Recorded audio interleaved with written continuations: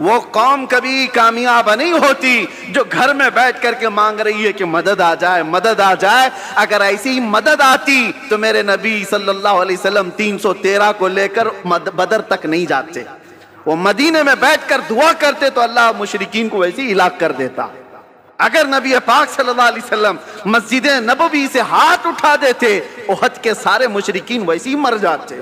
میرے نبی اپنے گھر سے نکلے، صحابہ اپنے گھر سے نکلے، میدانوں میں آئے اور اپنی طاقت و قوت کا استعمال کیا، اس لیے کہ یہ امت کو بتانے کے لیے کہ امت کا مزاج ایسا نہ ہو کہ کچھ بھی مصیبت آئی فاتحہ دلایا، دعا کیا، اللہ اس کے منہ میں کیڑے پڑ جائیں اور اس کو ایسا ہو جائے، اس کو ایسا ہو جائے، چادر اوڑھ کے سو گیا۔ آ گیا عین لڑائی میں گر وقت نماز، قبلہ رو ہو کے زمیں بوس ہوئی قوم حجاز، ایک ہی صف میں کھڑے ہو گئے محمود و ایاز، نہ کوئی بندہ رہا نہ کوئی بندہ نواز۔ یہ اسلام کی خصوصیت ہے میرے عزیزو، اور اس خصوصیت کو ہمیشہ قائم رکھنا ہے۔ ایک بات، بہت مختصر سا وقت ہے، مولانا نے تو اس کو جلسہ بنا دیا، ورنہ تو یہ جمعہ ہی ہے۔ جمعہ الگ ہوتا ہے، جلسہ الگ ہوتا ہے۔ میں آپ سے ایک بات عرض کرنا چاہتا ہوں، برسوں سے آپ اس عبادت خانے میں یا جہاں پر بھی اپنی پیشانی ٹیکنے کے لیے جاتے ہیں، بچپن سے تو آپ مسجدوں میں جا رہے ہوں گے۔ ایک مسجد ایسی کوئی مجھے بتا دو جہاں خدا کی کوئی تصویر لگائی گئی ہو، کہیں ہے؟ چلو یہاں نہیں ہے تو مولانا نے کبھی شکل بتائی ہے کہ اللہ ایسا ہوتا ہے، خدا ایسا ہوتا ہے؟ نہیں بتایا۔ یہ پوری دنیا کی واحد قوم، ایک ہی قوم ایسی ہے جو بنا دیکھے سجدے میں چلی جاتی ہے۔ ہر قوم کو دنیا میں جا کر کے آپ دیکھنا، سرچ کر کے، سب کو جھکنے کے لیے کوئی نہ کوئی مورتی کی ضرورت ہوتی ہے۔ وہ سامنے دیکھتے ہیں پھر جھکتے ہیں، اور چاہے وہ کسی بھی دین میں ہو، سب نے اپنا اپنا کچھ نہ کچھ بنا رکھا ہے۔ عیسائی اگرچہ خدا کی عبادت کی بات کرتے ہیں، لیکن انہوں نے مریم اور حضرت عیسیٰ علیہ السلام کی بھی مورتیاں بنا لی ہیں۔ یہودی اگرچہ اللہ کی عبادت کی بات کرتے ہیں، لیکن نبیوں کی مورتیاں انہوں نے بھی بنا رکھی ہیں۔ جتنے مذاہب ہیں انہوں نے سب نے اپنی اپنی جھکنے کے لیے کچھ نہ کچھ چیزیں بنائی ہیں۔ یہ پوری دنیا میں ایک ہی قوم ہے، ایک ہی قوم ہے۔ اسی لیے تو میں عرض کرتا ہوں میرے عزیزو، اللہ تبارک و تعالیٰ نے ہماری اور تمہاری فضیلت میں قرآن کی شروع کی آیتوں میں فرمایا یؤمنون بالغیب، یہ وہ لوگ ہیں جو غیب پر ایمان رکھتے ہیں۔ آج تک ہم نے اللہ کو دیکھا نہیں، اور لوگ یہ تانا مارتے ہیں کچھ، آپ ان مسجدوں میں آئے، کبھی خدا کی تصویر نہیں دیکھی، کبھی خدا کا کوئی چہرہ، کوئی اس کا آکار نہیں دیکھا اور نہ ہی سنا ہے، اور ہم بنا بھی نہیں سکتے۔ جو آنکھوں میں آ گیا وہ خدا نہیں ہو سکتا، بات سمجھ کے چلو۔ جو نظروں میں آ گیا وہ خدا نہیں ہو سکتا، خدا کسی چیز میں سما نہیں سکتا، وہ محیط نہیں ہے۔ اب دوسری بات، یہاں تک تمہاری زندگی باقی ہے۔ دوسری ایک بات، جب بھی آپ مسجدوں میں جاتے ہیں، امام صاحب سے کیا قرأت سنتے ہیں؟ فجر میں، مغرب میں، عشاء میں تو بلند آواز سے قرأت ہوتی ہے، سن تو لیتے ہوں، جمعہ میں بھی ہوتی ہے۔ جب بھی آپ آتے ہیں، رکعت باندھنے کے بعد امام جو ہے پہلے کیا پڑھتا ہے؟ الحمدللہ ہی پڑھتا ہے نا، سورہ فاتحہ ہی پڑھتا ہے، الحمدللہ رب العالمین، سب خاموشی سے سنتے ہیں، سالوں سے سنتے آ رہے ہیں، سالوں سے۔ تو کبھی آج تک ایک مقتدی جو امام کے پائجامے کے پیچھے تو لگا رہتا ہے، امام کی ناڑی کہاں بندھی ہے وہ تو دیکھتا رہتا ہے، امام کہاں جا رہا ہے کہاں نہیں یہ تو دیکھتا رہتا ہے، ایک بار بھی کوئی مقتدی آ کر کے نہیں کہا کہ یہ بہت پرانی ہو گئی سورہ، کوئی نہیں تو پڑھو؟ کبھی کہا کسی نے؟ بلکہ حالت یہ ہے، کوئی نہیں کہتا امام سے کہ کیا مولانا ہر دن تو سورہ فاتحہ پڑھتے ہی ہو، ہر دن سورہ فاتحہ پڑھتے ہو؟ کوئی نہیں کہا کہ یہ پرانی ہو گئی، نیا کچھ لے کے آؤ، نہیں، بلکہ اگر امام نیا کرنے کی کوشش کرے تو قوم اس کو سیدھا کر دے گی۔ وہی پڑھو جو میرے نبی نے پڑھا ہے، وہی پڑھو۔ کیوں؟ آج تک کوئی بھی چیز جب ہم دیکھتے ہیں کنٹینیو، بریانی 4 دن کنٹینیو نہیں کھائی جا سکتی، 5 دن روز دال چاول بھی نہیں چلتا. انسان کی طبیعت ایسی ہے کہ ہر چیز اس کو بدل بدل کر کے چاہیے. نہیں چاہیے لیکن اس میں کبھی نیا کا تصور بھی نہیں آتا. کیوں؟ ایک یہ چیز. دوسری چیز میں نے بتایا, مسجدوں میں ہمارے قرآن وہی ہے, سورہ فاتحہ سے شروع کرتا ہے امام, اس کے بعد چاہے قرآن میں کہیں سے بھی پڑھے سورہ فاتحہ تو پڑھتا ہے, لیکن کسی مقتدی کو آج تک اس بات پر کوئی شکایت نہیں ہے. تیسری ایک اور چیز, تمہارا کلمہ کیا ہے؟ لا الہ الا اللہ محمد رسول اللہ. ایک کلمہ ہے. تمہارے باپ کا کلمہ کیا تھا؟ اور دادا کا کلمہ کیا تھا؟ پردادا کا کلمہ کیا تھا؟ صدیوں سے ایک ہی کلمہ چل رہا ہے, ایک ہی کلمہ ہے, لا الہ الا اللہ محمد رسول اللہ. یہ کلمہ کبھی آپ نے اپنے ابا سے بھی نہیں پوچھا, مولانا سے بھی نہیں پوچھا, بہت سال ہو گئے کوئی نیا کلمہ تو لاتے ہیں, تھپڑ لگے گا کہ نیا نہیں اس میں ہے, یہی پرانا ہے. بلکہ حالت یہ ہے دوسرا کوئی ڈائلاگ ہو, کوئی گانا ہو, کوئی بھی چیز ہو, 4 مہینے 6 مہینے چل سکتی ہے, سال بھر 2 سال, اس کے بعد وہ سننے کو دل نہیں کرتا. آدمی چاہتا ہے یہ پرانا ہو گیا, اب کچھ نیا سناؤ. کلمہ طیبہ کو کوئی بھی امتی یہ نہیں کہتا پرانا ہو گیا. ارے 70,000 بار بھی پڑھیں تو اس میں جدت اور لذت اور آتی, کبھی پرانا نہیں ہوتا. یہ ایسی چیزیں تمہارے پاس ہیں, تمہارے پاس ہیں. یہ جمعہ کی جماعت, یہ قرآن کی حقانیت, یہ کلمہ طیبہ کی جدت جو ہر زمانے میں ہے, کیا یہ تمام چیزیں اس بات کا ثبوت نہیں ہے کہ اسلام زندہ ہے اور قیامت تک زندہ رہنے والا ہے؟ کسی بھی جگہ پر تمہیں یہ چیزیں نہیں مل سکتی. ہر جگہ بہت کچھ بدلاؤ ہے. ہاں میں بتا سکتا ہوں چیلنج کے ساتھ, دنیا کا کوئی بھی مذہب ہو, بلائے کتابیں اور ہم بتاتے ہیں اس کے کتنے کتنے نسخے ہیں, کتنے کتنے. بائبل میں آج کتنے نسخے, 70 سے زیادہ نسخے الگ الگ ملتے ہیں. یونان میں الگ ہے اور یورپ میں الگ ہے. جو انجیل, Bible, Old Testament, New Testament سب بدلی ہوئی ہیں. اور ہمارے ہاں کی کتابیں, ہمارے دیش میں جو بہت ساری مقدس کتابیں مانی جاتی ہیں, ان میں بھی ہیر پھیر, ادھر ادھر بدلاؤ الگ الگ ہے. لیکن افریقہ سے لے کر امریکہ تک, ہند سے لے کر کے آپ کسی بھی کونے تک جاؤ, قرآن سورہ فاتحہ سے شروع ہوتا ہے, والناس پر ہی ختم ہوتا ہے. فرقے بہت ہوئے دین میں, اسلام میں بہت سارے فرقے ہوئے, لیکن اس میں کسی کا اختلاف نہیں آیا. قرآن کے 30 پارے اور 114 سورتیں جو صحابہ کے زمانے میں تھی وہ آج بھی وہی موجود ہے. اس کلام پاک پر کسی کا اثر کیوں نہیں ہوا آج تک؟ کوئی قرآن نہیں بدل پایا, کوئی ایک پارہ تو چھوڑو, ایک سورہ تو چھوڑو, ایک حرف بھی نہیں بدل پایا. زبر زیر اور نقطے بھی اس کے بدل نہیں پائے. 1400 سال سے ایک کتاب چلی آ رہی ہے, اس کتاب کو کوئی نہیں بدل پایا. اے مسلمانوں, میں تمہیں یہ فخر والی باتیں بتا رہا ہوں, اس سے بڑھ کر کے دولت جاؤ ڈھونڈ کر کے نکالو, کسی کے پاس نہیں مل سکتی. پھر تم کس بات کے مایوسی میں جیتے ہو ہمارے پاس کچھ نہیں ہے؟ اتنی بڑی دولتیں جس کے پاس ہے اسے سر جھکا کر نہیں, سر اٹھا کر جینا چاہیے. دنیا میں سر اٹھا کر کے جیو. اللہ رب العزت کے دی ہوئی یہ ساری نشانیاں تمہارے پاس موجود ہے. چلو ہم کہانیوں, جس کو یہ لوگ کہتے ہیں کہانیاں ہیں, غوث پاک کی کرامت سناؤ تو کہیں کہانی ہے, غریب نواز کی کرامت سناؤ تو کہیں کہانی ہے, حضور پاک صلی اللہ علیہ وسلم کے معراج کا واقعہ سناؤ تو کہتے ہیں کہانی ہے. تم کو یہ لگتا ہے پرانی باتیں کہانیاں ہیں تو ٹھیک ہے, لیکن جو قرآن آج تک موجود ہے اس کا جواب تو لا کر کے دے دو. یہ جو قرآن ہے یہ تو کہانی نہیں, تمہارے پاس ہے. اور قرآن جگہ جگہ چیلنج کرتا ہے. اللہ خود فرماتا ہے فَأْتُوا بِسُورَةٍ مِّن مِّثْلِهِ, اگر ہمت ہے تو اس کی طرح کی ایک سورہ بنا کر کے لاؤ. اور یہ 1400 سال پہلے کیا ہوا چیلنج ہے. آج تو دنیا بہت ترقی کر چکی ہے, ٹیکنالوجی میں کہاں تک جا چکی ہے. پیٹروٹ میزائل اور منٹوں میں ادھر سے ادھر سفر کرنے والے, ان سارے ٹیکنالوجی کے بادشاہوں سے کیوں نہیں پوچھتے کہ ایک قرآن کیوں نہیں بنا پاتے, کیوں نہیں لائے؟ میرے عزیزو, اللہ کا یہ وعدہ ہے. اللہ فرماتا قُلْ لَئِنِ اجْتَمَعَتِ الْإِنسُ وَالْجِنُّ عَلَىٰ أَن يَأْتُوا بِمِثْلِ هَٰذَا الْقُرْآنِ لَا يَأْتُونَ بِمِثْلِهِ وَلَوْ كَانَ بَعْضُهُمْ لِبَعْضٍ ظَهِيرًا.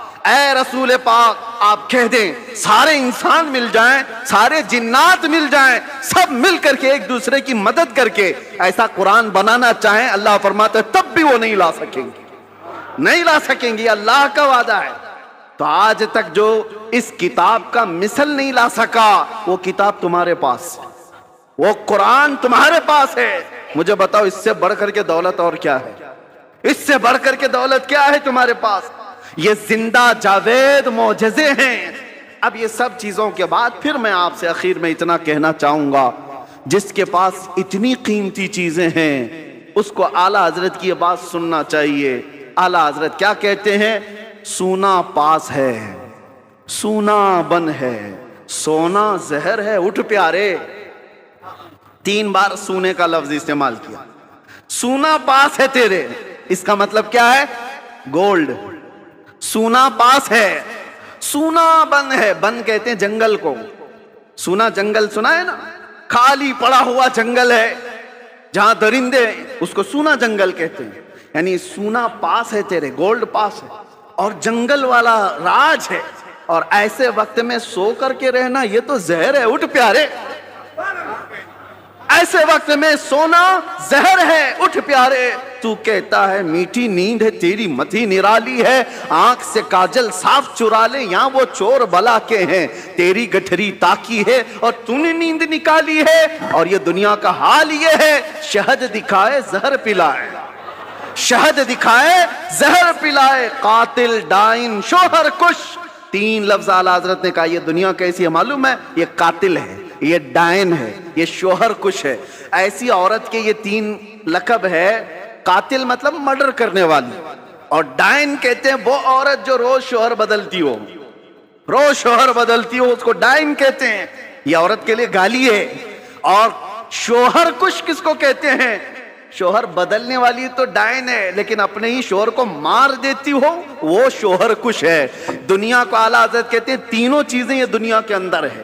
جو اس سے محبت کرتا ہے، جو اس کے پیچھے بھاگتا ہے، یہ دنیا اس کو مرڈر کرتی ہے، اس کا قتل کرتی ہے، اور پھر بدل لیتی ہے، دوسرا آ جاتا ہے۔ آج لاکھ روپے تمہارے جیب میں، کل یہ پیسے کسی اور کے جیب میں۔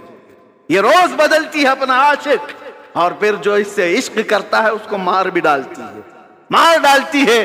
اعلیٰ حضرت فرماتے شہد دکھائے زہر پلائے، قاتل ڈائن شوہر کش، اس مردار پہ کیا للچائے، دنیا دیکھی بھالی ہے، وہ تو نہایت سستا سودا بیچ رہے ہیں جنت کا، ہم مفلس کیا مول چکائیں، اپنا ہاتھ ہی خالی ہے۔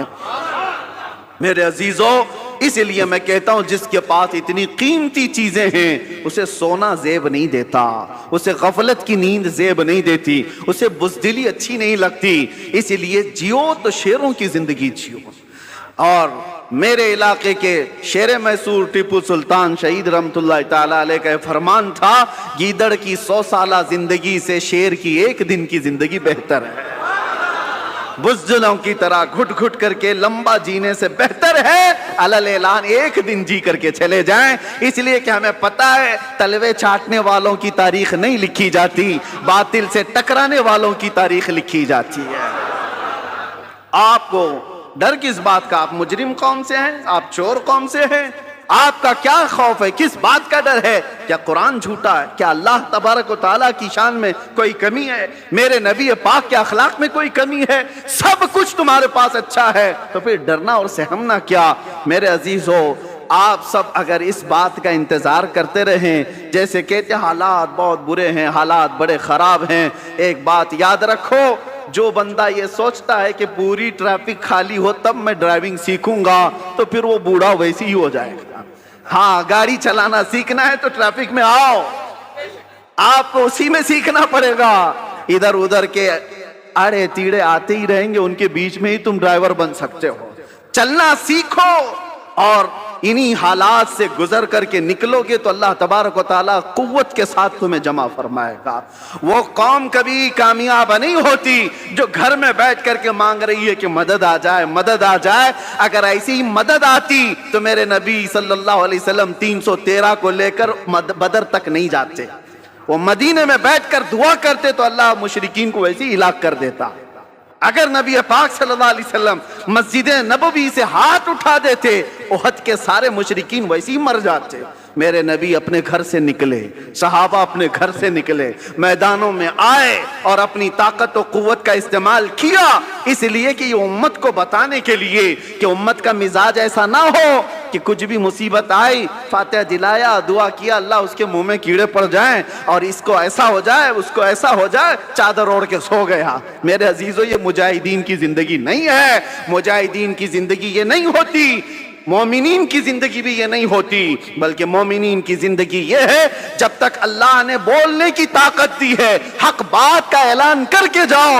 اگر امام حسین رضی اللہ تعالیٰ عنہ کے ماننے والے ہو تو کبھی دل پر ہاتھ رکھ کر کے سوچو، ایک بار صرف اگر امام حسین سمجھوتا کر لیتے تو ان کا پورا خاندان بچ گیا ہوتا۔ ان کا خاندان بچنا کیا، مدینے کی گورنری مل جاتی، بہت بڑی وزارت مل جاتی، لیکن حسین اعظم کا مزاج یہ تھا، نہیں، جب کفر و شرک یا فسق و فجور چھا رہا ہو اس وقت سمجھوتے نہیں کیے جاتے، اس وقت میدان میں نکل کر حق بات کا اعلان کیا جاتا ہے، چاہے گردن بھی چلی جائے۔ حسین کا یہ مزاج ہے، ہم یہی اعلان کرنا چاہتے ہیں، اگر گردن چلی بھی جاتی ہے ہمیں اس کی پرواہ نہیں ہے، کیونکہ ہم پروانے ہیں اور شمع کے اطراف مٹنا ہی پروانے کا کام ہے، شمع کے ارد گرد مٹ جانا ہی پروانے کا کام ہے، اور ختم ہونے سے کسی کے اسلام ختم نہیں ہوتا، اسلام زندہ ہوتا ہے ہر کربلا کے بعد، اسلام زندہ ہوتا ہے ہر کربلا کے بعد۔ آئی لو محمد صلی اللہ علیہ وسلم، سیدنا محمد صلی اللہ علیہ وسلم۔ میرے عزیزو، ہمیں یہ چیزیں راستوں پر یا جلسوں پر اس طرح علل اعلان کہنے کی ضرورت کیوں پیش آتی؟ جب کوئی درندہ چھیڑتا ہے تو ہمیں پھر اظہار کرنا واجب ہو جاتا ہے۔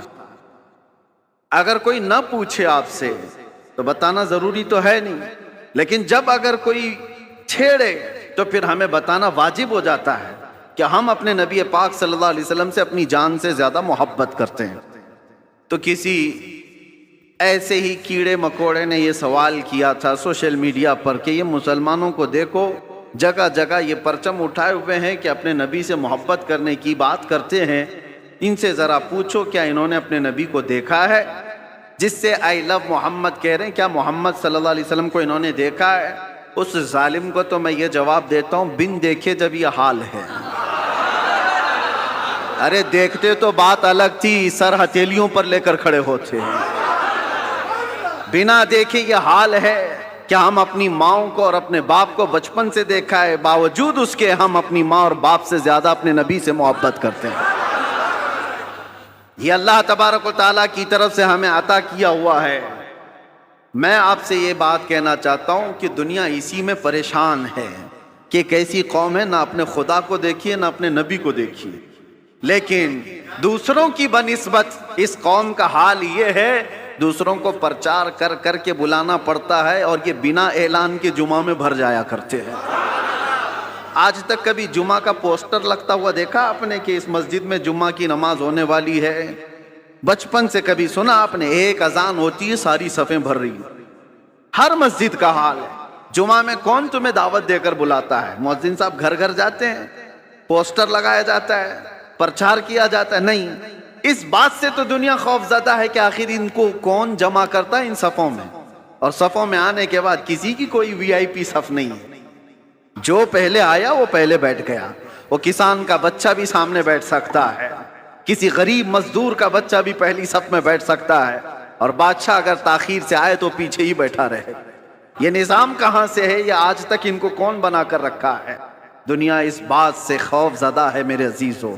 یہ وہ چیزیں ہیں، جارج برنارڈ شاہ ایک بہت بڑا مورخ ہے انگریز، اور اس نے یہ لکھا ہے کہ بہت سارے دنیا میں ریولیوشن آئے، دنیا میں بہت سارے انقلاب آئے، بڑی بڑی شخصیتیں آئیں، جیسے مارکس کا، لینن کا، اور بھی کئی ایسے بڑے بڑے شخصیات آئی، انہوں نے دنیا کے نظام کو بدلنے کی کوششیں کی، لیکن ان کا انقلاب، ان کا ریولیوشن 100 سال سے زیادہ تک نہیں چلا۔ ان کے اپنے شاگرد جب تک تھے تب تک ان کے انقلاب میں دم تھا، جارج برنارڈ شاہ کہتا ہے دنیا میں ایک ہی انقلاب میں نے دیکھا ہے 14 صدیوں کے بعد بھی آج بھی پوری طاقت کے ساتھ قائم ہے، اور وہ انقلاب ہے مکہ کی سرزمین سے اٹھا ہوا، محمد الرسول اللہ کی زبان سے لایا ہوا، اور مدینے کے بادیہ نشین بغیر چپل کے ایک لباس میں چلنے والے وہ صحابہ کا لایا ہوا انقلاب ہے۔ اور زمانہ بدلتا گیا، حکومتیں بدلتی گئی، کتنے طوفان آئے، کتنے اندھیریاں، کتنے کیا کیا آئے، لیکن اس انقلاب میں آج بھی وہ دم ہے، آج بھی وہ اثر ہے کہ ایک بار اگر ان کے نبی کو کوئی چھیڑ لے تو پوری دنیا میں یہ سڑکوں پر آ جاتا۔ یہ بات میں آپ کو اس لیے کہہ رہا ہوں، یہ جان ابھی تک باقی کیوں ہے؟ 1400 سال ہو گئے، یہ جان باقی ہے۔ آپ کو پتا ہے، میں آپ کو بہت بڑی بات کہنے جا رہا ہوں، توجہ۔ یہ جمعہ آج تک ہمارے سلامت ہیں۔ کتنے درندے آئے اذانیں بند کرنے کے لیے، قرآن پر پابندیاں لگانے کے لیے، کیا کیا نہیں کیا۔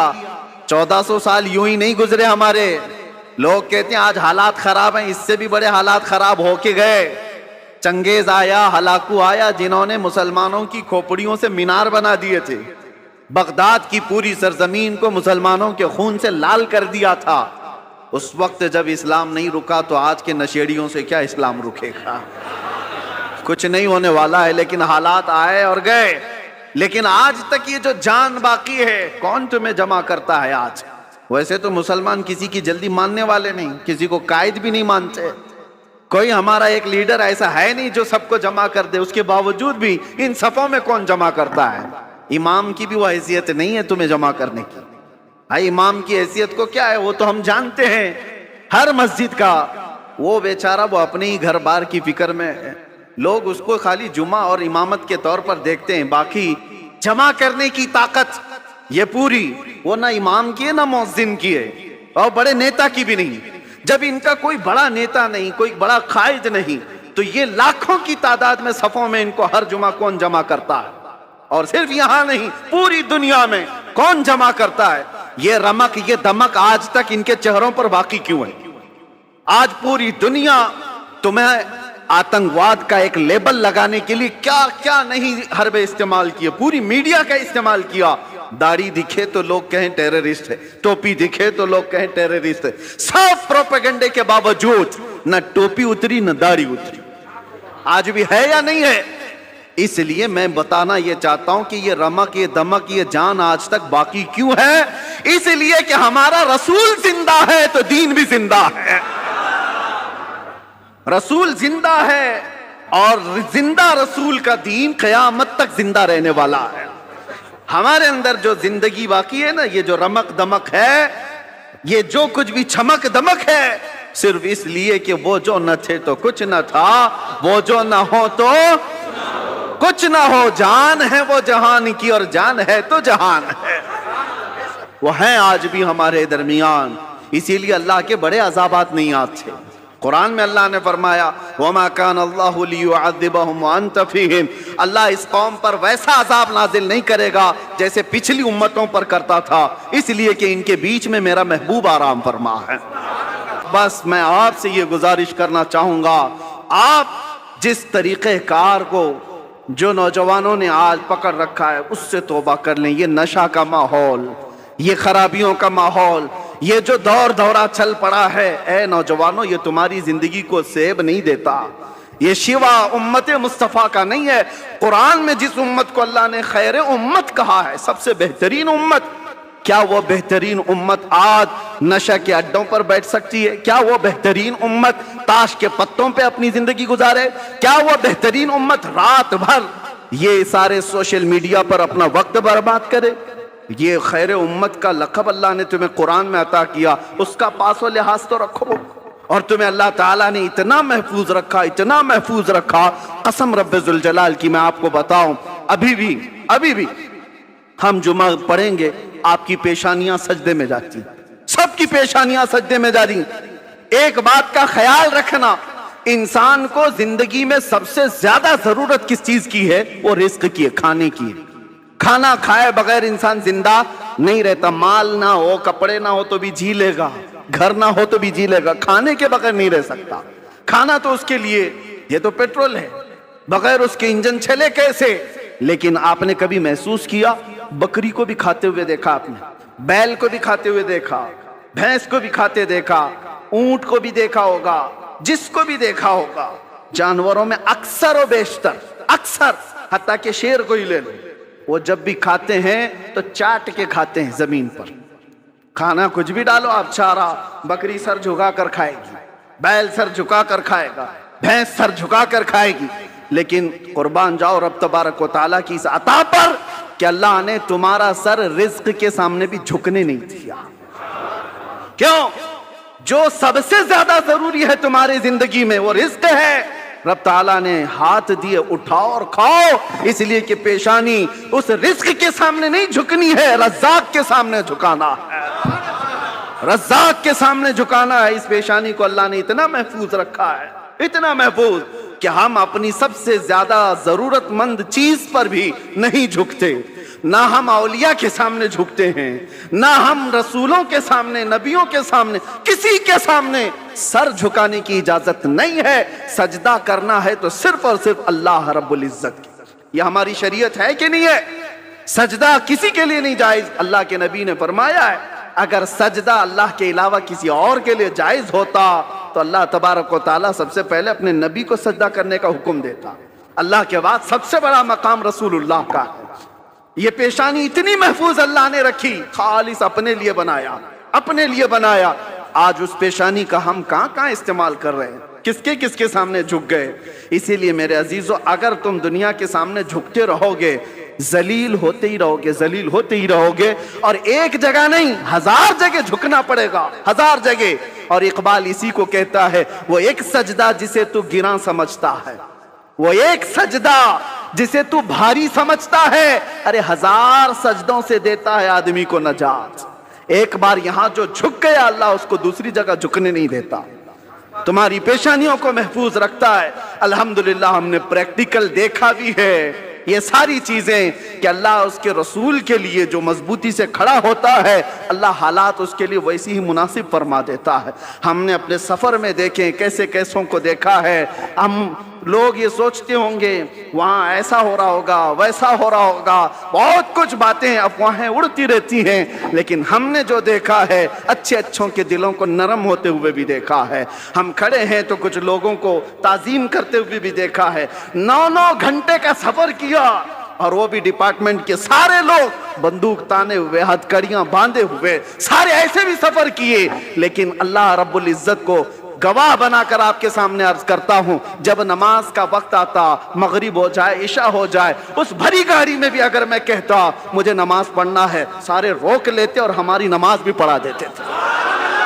हमारा अपना कोई नहीं था, कोई नहीं था। वो गन ताने हुए लोग भी हमें हमारी चादर पर नमाज पढ़ने की इजाजत देते थे और नमाज पढ़ लेते थे। कई मर्तबा गाड़ी को रुकाया गया, वहां नमाजें अदा हुई। मैं ये अपनी तारीफ में नहीं कह रहा, इस बात के लिए कह रहा हूं कि रब के सामने जो झुकता है, अल्लाह दूसरों के सामने झुकने से बचा लेता है, और रास्ते उसके लिए अल्लाह हमवार फरमाता है। तुम बहाने करते रहोगे, 1000 बहाने आते रहेंगे। एक बार अल्लाह की बारगाह में अपने आप को सुपुर्द करके तो देखो, अगर दुनिया एक दरवाजा बंद करती है, मौला 70 दरवाजे खोल देता है। रब तबारक व तआला कहने सुनने से ज्यादा अमल की तौफीक अता फरमाए। वैसे ये जलसा नहीं था, ये जुमा है, लेकिन बहरहाल आपका जोश जुमा को भी जलसा बना ही देता है। बहरहाल अल्लाह तबारक व तआला मीरज की सुन्नियत को हमेशा शाद व आबाद रखे, औलिया कामिलीन के गुलामों को अल्लाह ताला खुशहाल रखे, और हर घर की सुन्नियत और यहाँ के अकीदे अहले सुन्नत को अल्लाह महफूज रखे। क़यामत तक तुम्हारी नस्लों में मौला आशिकाने मुस्तफ़ा पैदा फरमाए। हमारी औलाद को, हमारे खानदानों को अल्लाह बदअकीदा और गुमराह होने से महफूज फरमाए। व आखिर दावाना अनिल हम्दुलिल्लाहि रब्बिल आलमीन। लब्बैक या रसूल अल्लाह।